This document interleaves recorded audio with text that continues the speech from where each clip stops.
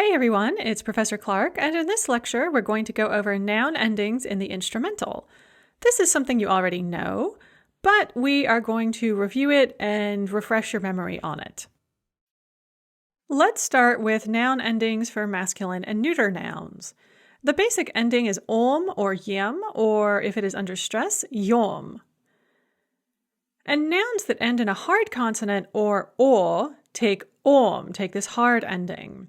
So for instance, magazine becomes magazinem, okno becomes oknom, kresla becomes kreslem, холодильник becomes холодильником, ковер becomes ковром.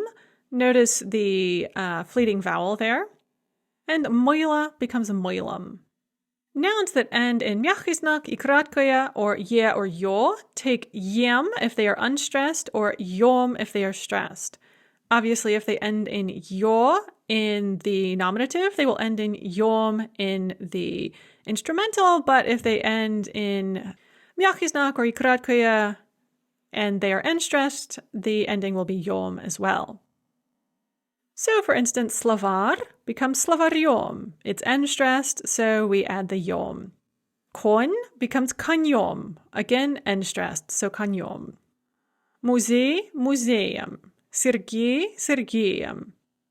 Море, морем. Занятие, занятием. Белье, бельем. Where things are a little bit tricky are with husher stem nouns. So pляж, for example, which is stem stressed, becomes pляжем with a ye. Полотенце, which is stem stressed, is полотенцем. Месяц, which is stem stressed, is месяцем. But этаж becomes этажом and отец becomes отцом. The ending for feminine nouns is oi or ye or yoi if under stressed, or you, мягкий знак you. So it's a little more complicated. Let's take a look at it. If you have nouns ending in a, and most of these will be feminine, but the same rule applies for masculine nouns ending in a, like papa or diedushka. In those nouns, the a is going to turn to oi. So mama becomes mami, sabaka, sabakoi, padushka, padushkoi, tarilka, tarilkoi.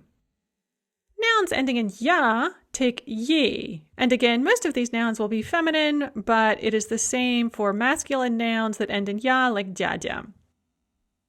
And if the ya is under stress, it will become yoi, so yo и краткое.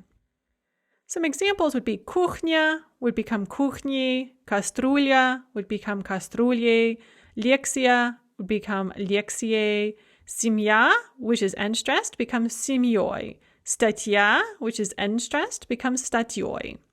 And then feminine nouns ending in мягкий знак take you, and you leave the мягкий знак there, so it's мягкий знак you. So we have любовь, любовью, площадь, площадью, мышь, мышью, кровать, кроватью, мебель, мебелью, мать, матерью, дочь, дочерью. And this you ending can never be stressed, so even if the noun is unstressed, as in the case of любовь, the ending will not take the stress in this case. And also note that it does not cause a fleeting vowel before it to drop. So again, любовь has a fleeting vowel. The o drops when we say things like о любви. But when we add this instrumental ending, the fleeting o does not drop, and the stress remains on the o, which remains in place. Любовь, любовью. And then you have to watch out for husher stem nouns. They're going to end in a in the nominative, like Masha or Sasha. But because of the 5-letter spelling rule, they will end in ye in the instrumental. So Masha becomes Mashe, Sasha becomes Sashe. Now let's look at plural noun endings. Hard stem nouns of any gender will take ami. So mama becomes mamami, okno becomes oknami, note the stress shift. Одеяло becomes одеялами, зеркало becomes зеркалами, note the stress shift. Divan, divanами, часы, часами, and ковер, коврами, note the fleeting vowel. Soft stem nouns will take yami, and you're going to drop any word final мягкий знак or и краткое, including in feminine nouns ending in a мягкий знак. So we have kuchnia, kuchniami, общежитие, общежитиями, кастрюля, кастрюлями, словарь, словарями, конь, конями, музей, музеями.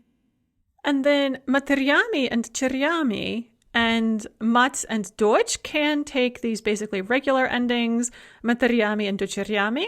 As we'll see in the next section, they can also take a different ending.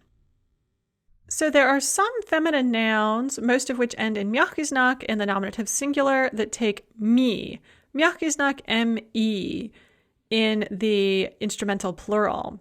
And some examples are лошадь becomes лошадьми, дверь becomes дверьми, дети becomes детьми, люди becomes людьми, and мать can become матерьми, and дочь can become дочерьми.